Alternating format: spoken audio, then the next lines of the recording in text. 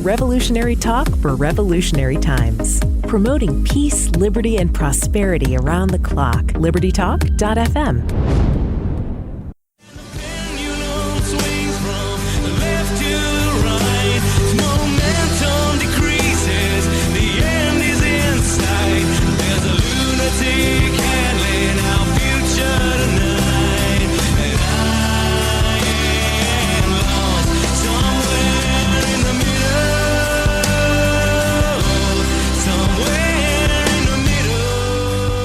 Welcome to another edition of Liberty with Love with Robin Koerner. It is a pleasure to have you with me. And I just want to remind everybody of the name of this show, Liberty with Love. And I want to do that because I think the reason I am having today's guest on a show of that name will become very obvious. I often say, and I'm saying it more and more these days, that the only legitimate ends of politics are people. And we're going to be talking about people in a very kind of deep sense and their relationship with law today. And to help me with that, I have Judge David Sweat of the Superior Court of the Western Judicial Circuit of the state of Georgia. And the reason I do is that I was down in Georgia being all political a few months ago, and I met an old friend of mine who participates in the court that we are going to be discussing today. And when I heard about it, I was kind of shocked because I didn't know it existed. And I was also delighted because it exists. And I said to my friend who participates in this court, he participates as a therapist, would he do an interview about it?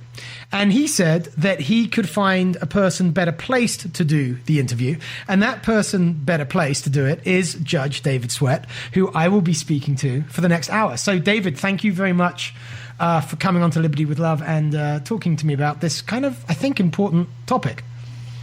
Well, thank you for having me. I really am anxious for more people to know about how the courts are trying to solve problems by addressing people's needs rather than trying to employ punitive measures that have not worked.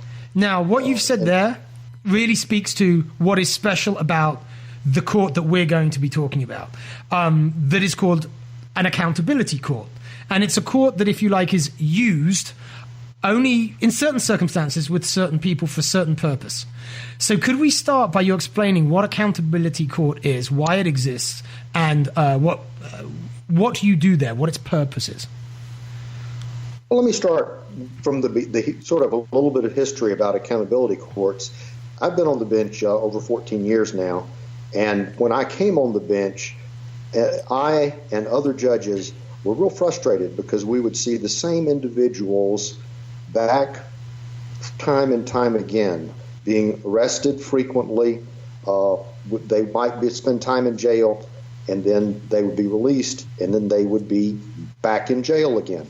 And we realized that just jailing people, sending people to prison, does not address the reasons that these individuals were returning, becoming recidivists and becoming what some judges call frequent flyers in the court system. And many of us were frustrated that what we were doing was not effective, and it was costing a huge amount to incarcerate people, and it was not accomplishing anything in terms of modifying behavior. So judges begin to look at alternatives, and the idea of accountability courts is that when an individual's criminal behavior is caused in part or even in whole by their drug addiction or their mental health, mental illness, and there are options to treat them for those conditions, that we address them as to what their treatment needs are, and we make them accountable for staying in treatment. And that's why it's called, we call them generically accountability courts, and they're different kinds.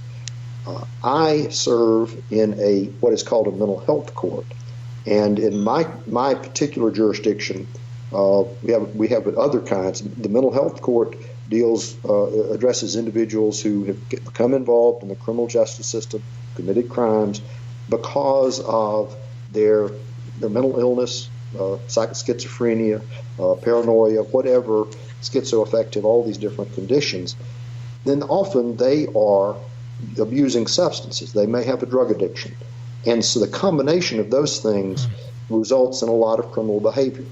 And so that is the court that I work with is individuals that are in that circumstance. We have other courts, one that just addresses individuals whose primary problem is drug addiction. And they committed criminal offenses, whether it's actual possession of drugs or other kind of offenses like breaking and entering, stealing, forging prescriptions, other criminal behavior that really is driven by their addiction. And we have another court that's addressed as individuals who are have multiple DUIs.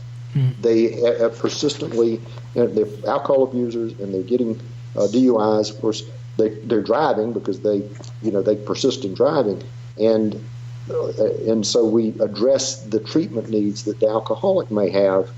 And often these courts begin when somebody's in jail and they are ready to try and make a change. Okay, so let me just understand the sense in which this is actually a court, because if you're dealing with people who have already committed crimes, you know that because they've been convicted, there's been a trial.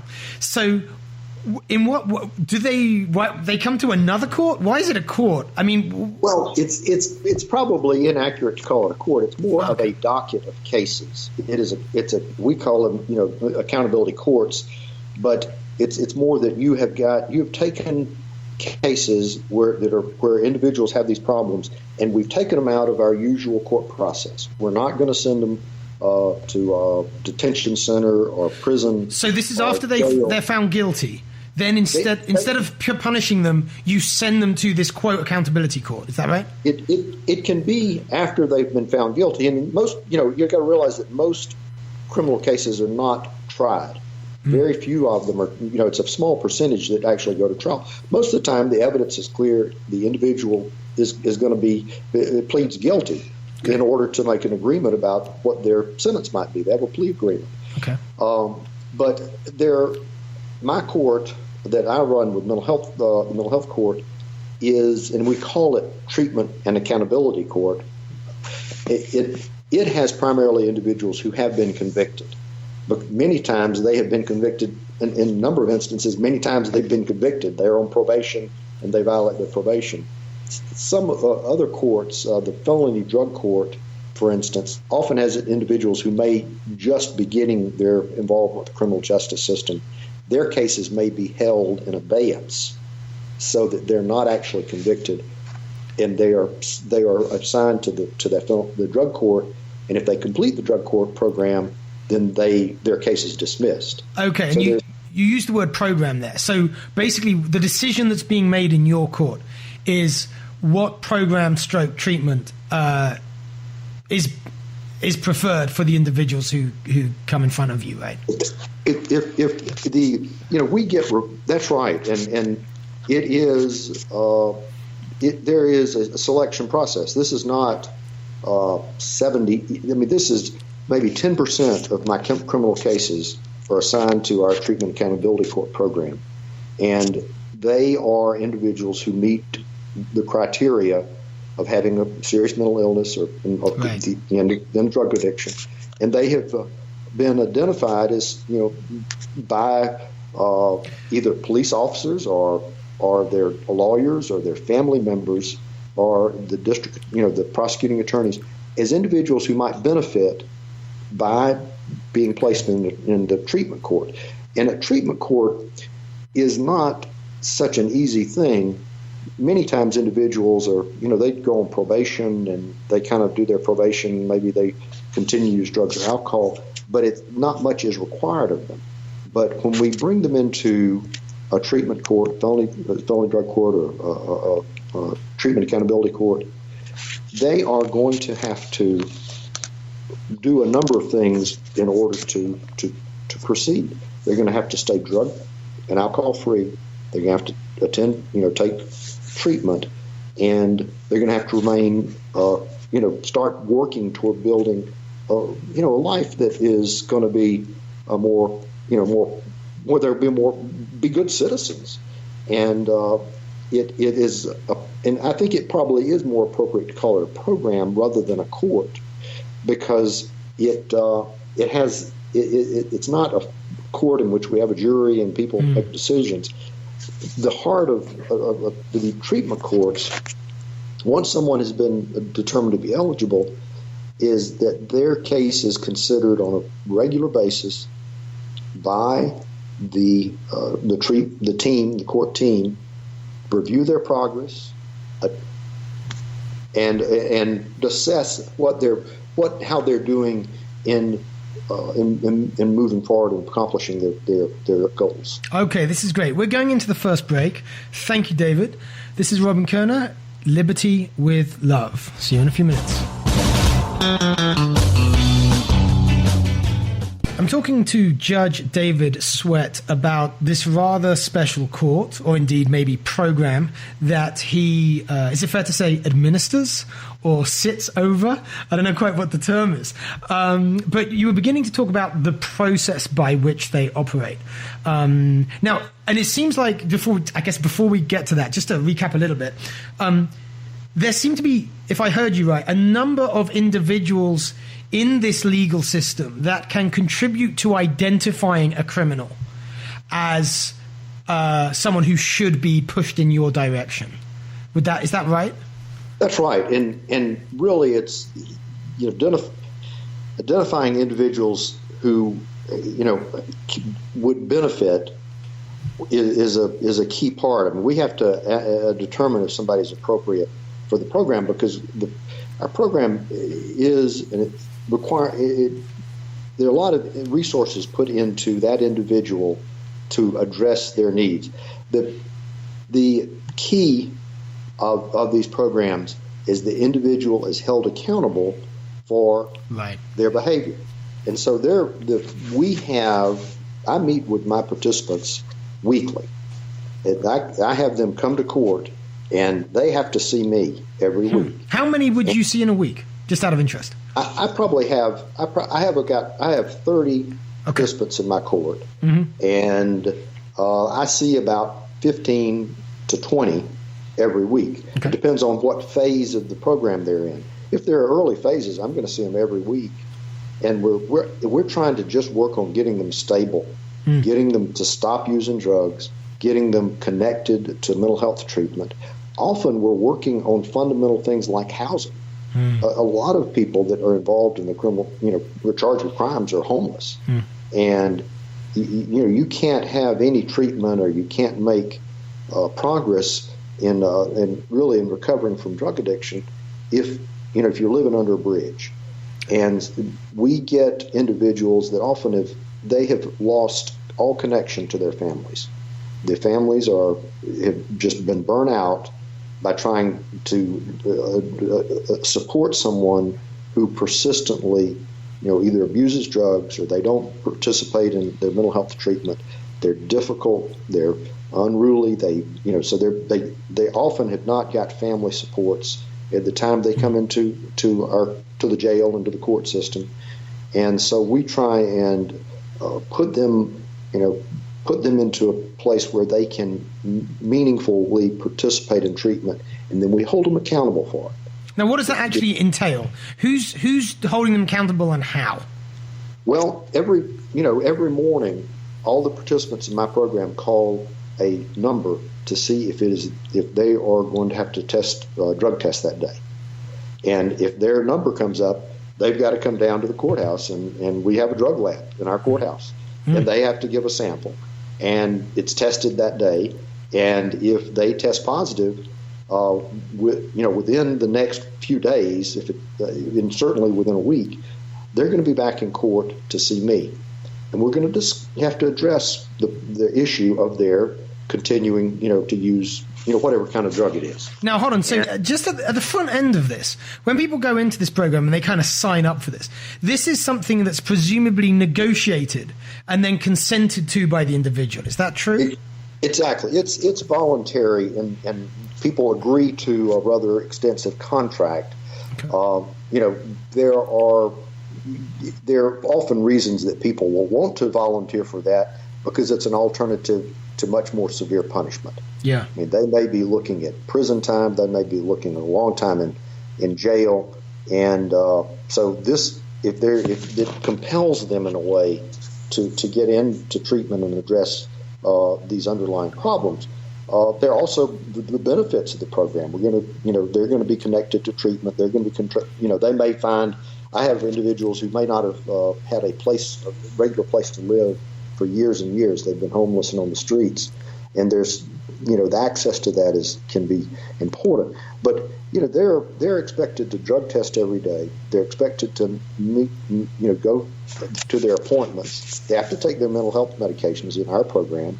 If people are not doing that, we may require them to come down to the courthouse, and our coordinator will observe them taking their medications, because sometimes people are not very good about that, and they're their lives are disorganized, and you're trying to get them to some kind of stability.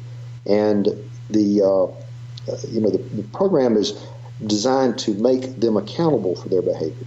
I mean, if you know that what you may do today, you may have to be explaining to the judge tomorrow, you begin to make the connection between your behavior and the consequence. You begin to understand that if I'm going to, smoke crack, then Judge Sweat I'm going to have to see Judge Sweat, and the Judge Sweat we're going to have a conversation, and I may be going to jail for a couple of days or a week as a sanction. But also, in addition to that sanction, we're going to say, what more does this person need to treat this addiction? Do they need to be in long-term residential treatment? Do they need to be in a day treatment program where they're going for drug treatment? Do they need to be in a recovery home? Sometimes they need to be in a sober living environment or something like that.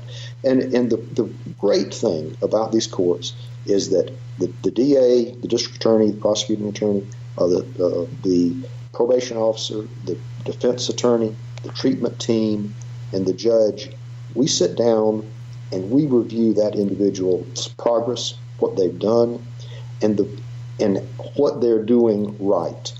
And what really we're doing is not trying to punish people. We're trying to reinforce positive behaviors. I do more when I talk to my participants in court to try to praise them for the good things they're doing, because we know that type of positive reinforcement is actually more effective in changing people's behavior. And we're trying to get people to change their behavior. So we had, over the course of the last centuries, we've tried to change criminals' behavior by whacking them. We're going to sit you in jail longer, we're going to punish you, and that kind of stuff. Well, that may work with certain circumstances. But if you're involved in a criminal behavior because you're a drug addict, that's not going to do anything to just let you sit in jail. You're going to be a drug addict when you come out of jail or prison. And if you've got a mental health issue, then you're going to you're going to sit in jail or prison, and you're also going to be a very expensive prisoner, because we have to treat those mental health problems and other issues in jail, and it's just a lose-lose situation. The community is not getting very much out of that approach, and we're trying to take a different approach that's more successful. So we've got a minute and a half left in this segment. It's not long, but you raised kind of the issue of money.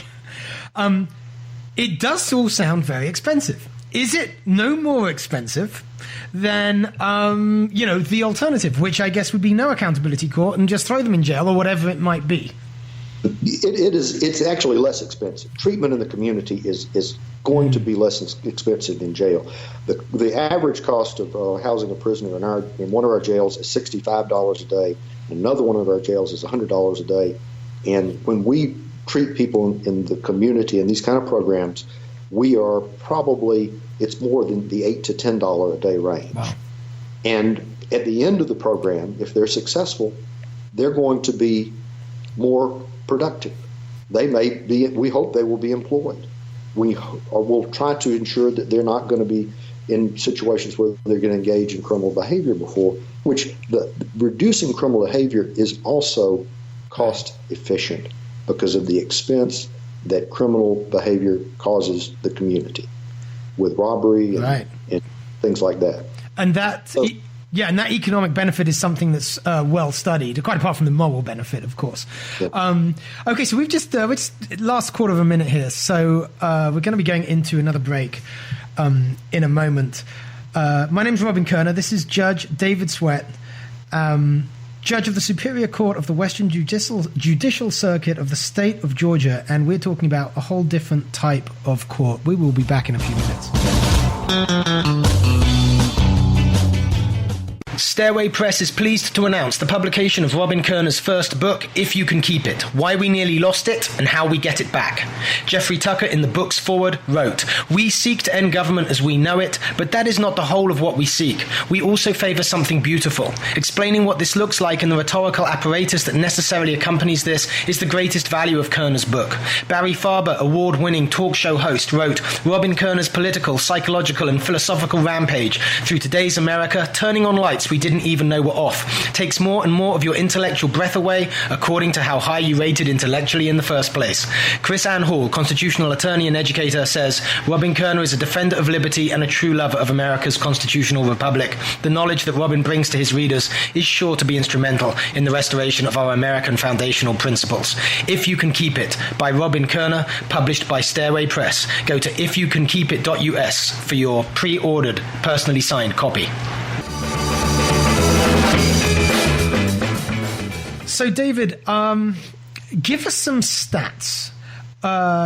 This program, relative to its absence, is working well, apparently, right? So how well is it working? Well, if you look at the general criminal population, about 2/3 to 3/4, 60 to 70%, will recidivate within or reoffend within 2 years of their release from custody. And is that just so? This is an interesting statistic.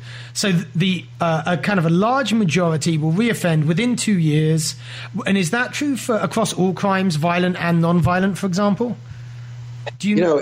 I don't break it down quite that way. Okay. And violent crime gets treated differently because violent crime often results in more extended prison time. Yeah, that makes sense. And so so basically we're talking as a general proposition, someone who has been convicted of a theft crime or some kind of crime that's what we're talking about. And generally there is a very high recidivism rate without any kind of intervention.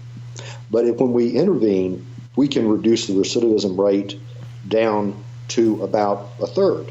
Okay. Now, you might say still 1/3 of people are still committing offenses, but if you reduce the recidivism rate even 50%, you're achieving a great deal. Yeah, that's huge. Because of the expense and all of the things, the consequences.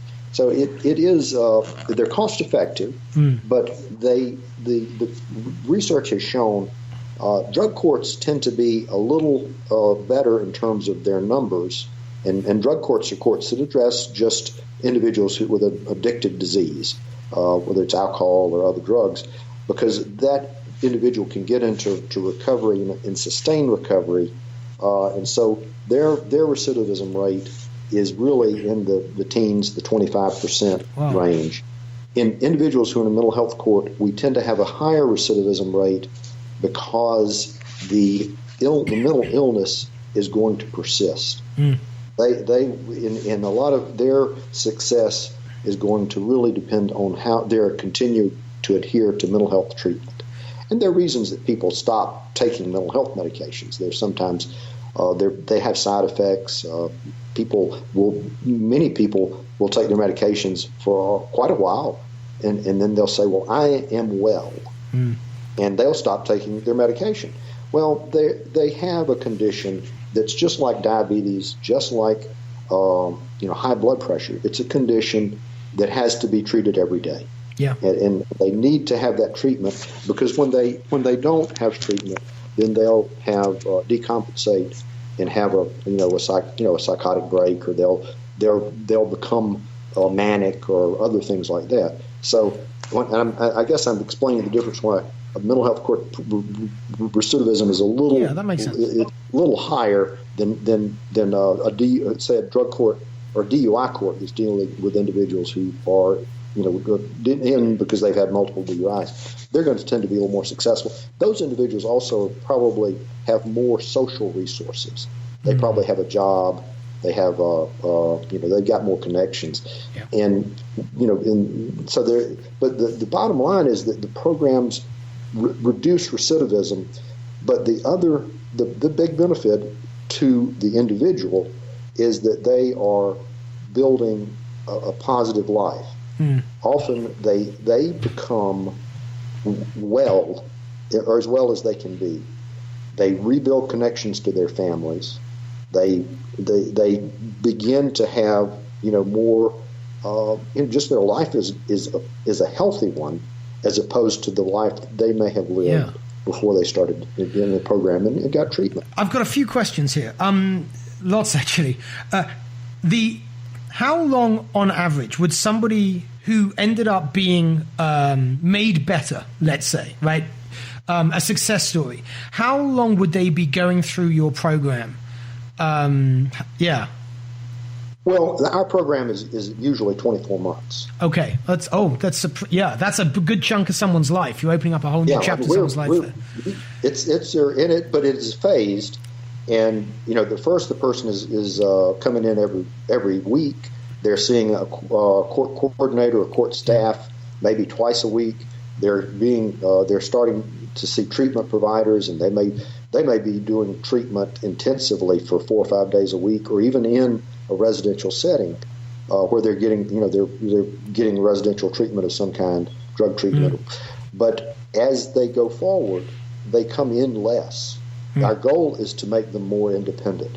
So we have 4 phases in our programs. Once somebody moves forward through the phases, they'll come every other week, or maybe twice a month, or in the last phase they come in once a month. And we're still monitoring. They still we know that they're still accountable for their treatment, but they have become responsible for it. And it is the thing. And this is the piece that is so satisfying as a judge. I don't get much satisfaction as a judge in sending someone to prison or to jail, and in just knowing that I haven't accomplished anything. But when I have someone in my program and they start off, in the condition I just described a few minutes ago, they're coming from jail, they don't have a place to live, they've had serious mental illness that's not being treated, they're drug addicted or whatever, and as a judge, when I see their growth and transformation, where they become engaged in life and have an enjoyment in life, and they've been chasing a high, they've been chasing, trying to get some relief through all the behaviors they were doing. But if we can get them engaged in the appropriate behaviors, and they become, in a sense, they have a help. And as a judge, that's a lot more satisfying. Yeah. I get a lot more out of, and I like my participants, and I, when they sense I'm disappointed in them, they have a connection, and they know that they don't want to disappoint. How long does it take to build that? When to the point where that you feel that they're hurting because they let you down. Is there a lot of sorry, I sorry to stop you, but is there a lot of resistance at the beginning? I could imagine that. And if so, does it take time to break, or are they just so pleased to not be going to prison and they've already signed up to be in your court that there's already a more open attitude? What are you working with?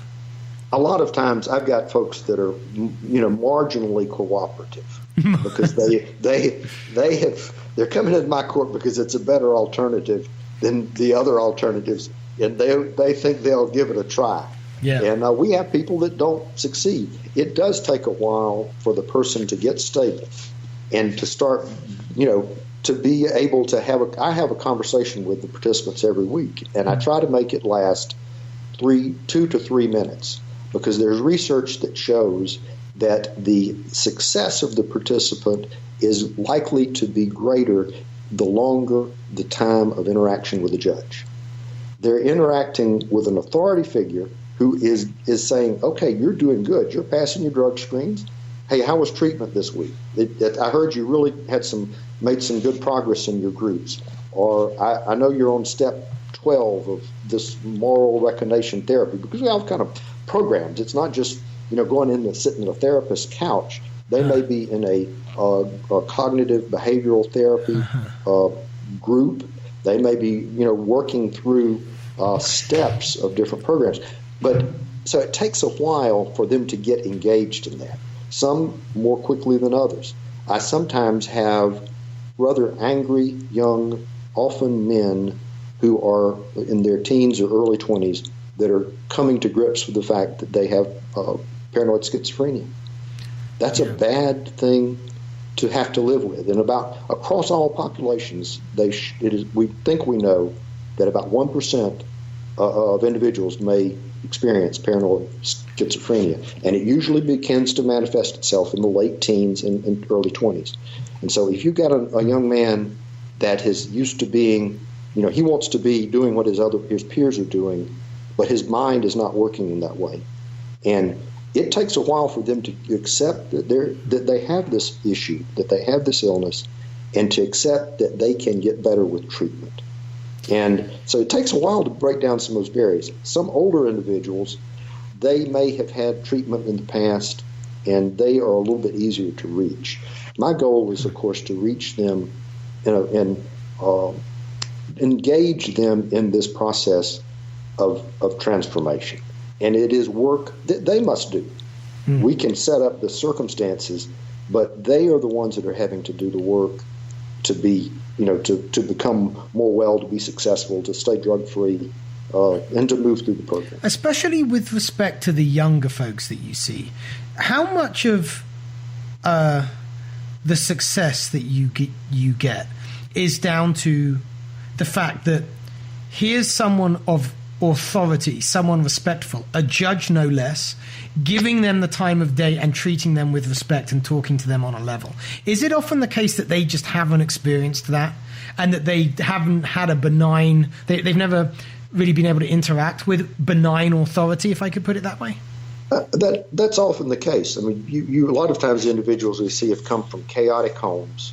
They may have had drug-impaired parents, if they had parents who were in the home, maybe raised by a grandparent or an aunt or somebody who's, has more responsibility, maybe working 2 jobs.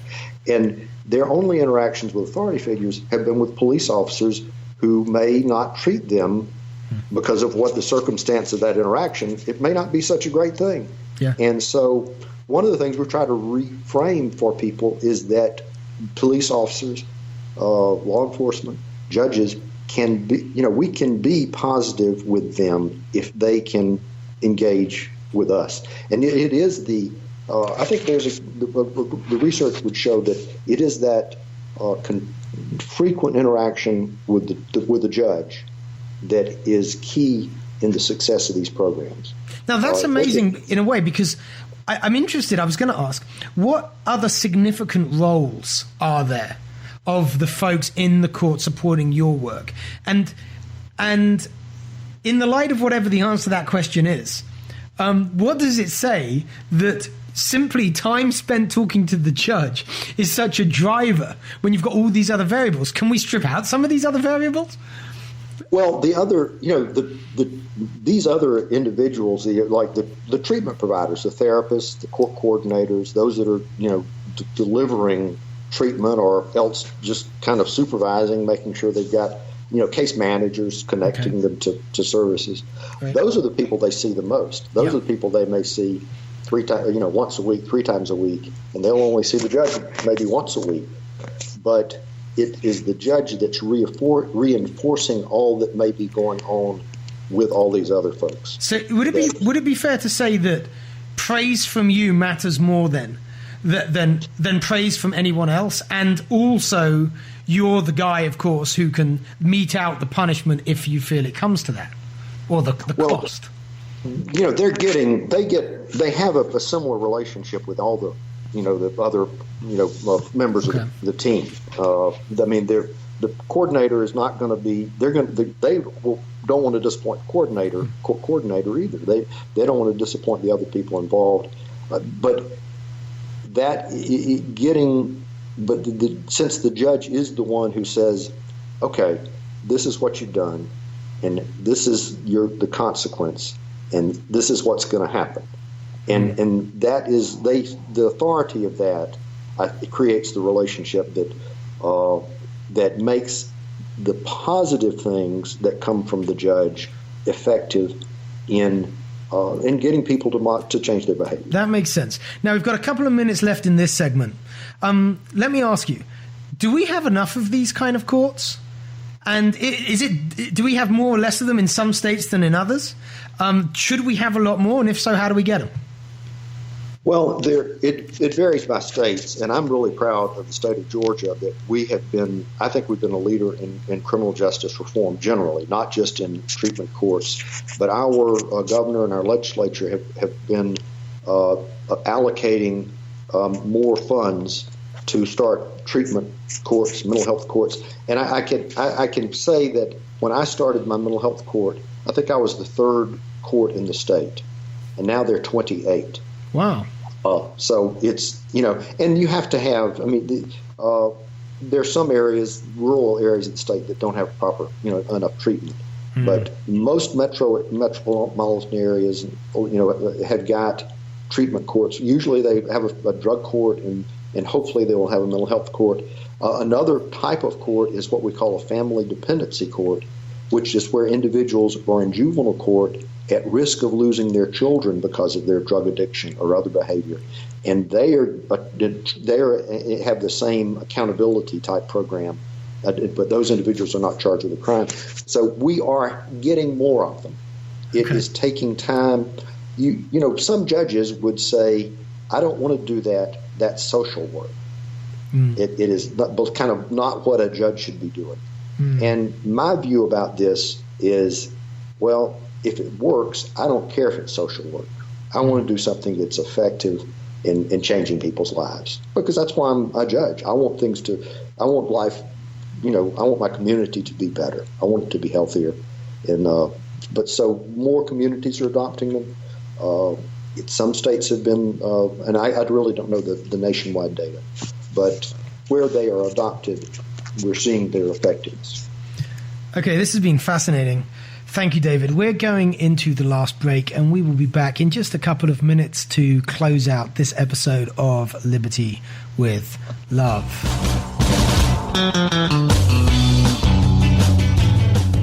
So, David, this really has been interesting, and I want to ask you about an element of this that we haven't touched on. We've only got 2.5 minutes or whatever to close out this show, but it's an important question. What have you noticed about the politics of this, the politics of judges doing social work in an accountability court? If you've grown as you have, it sounds like maybe it's quite an easy sell politically. Is it? It wasn't at first, but then we had a governor that supported it. And then people started to see the success of this type of community treatment, and it makes financial sense. I mean, some of the strongest supporters now are individuals whom you might be surprised because of where they may come from on the political spectrum. But when we started the accountability court movement a few years ago in Georgia, we were headed toward having 59,000 prisoners in prison beds. We were going to have to build new prisons. And in that time, we have reduced the prison population to about 45,000 hard beds. And we have changed the mixture. There is a much higher percentage of individuals who are violent offenders in our prisons rather than nonviolent offenders. So we're taking nonviolent offenders who don't necessarily need to be in an expensive state prison, and we're assigning them to community programs. And it's not just accountability courts. There are other types of community correctional programs now that are day reporting centers and other things. And from a legislative standpoint, from an executive branch standpoint, these programs make sense. They change people's lives and they save the taxpayers' money. And I think that's been the success of these programs. And I'm proud of what we have accomplished and what the state of Georgia has done to move forward in this way. We've got just half a minute. Is there somewhere people can go if they want to find out more about the kind of work you do, like online? There is a National Association for Drug Court Professionals that has a website. You can just Google drug courts or mental health courts. You're going to probably find one in your community. There may be news articles or connection to a court, and you can find out more about it in that way. Thank you so much for your time, David. This has been enlightening, certainly for me, and I hope for my listeners too. This is Liberty with Love. Join me again next week.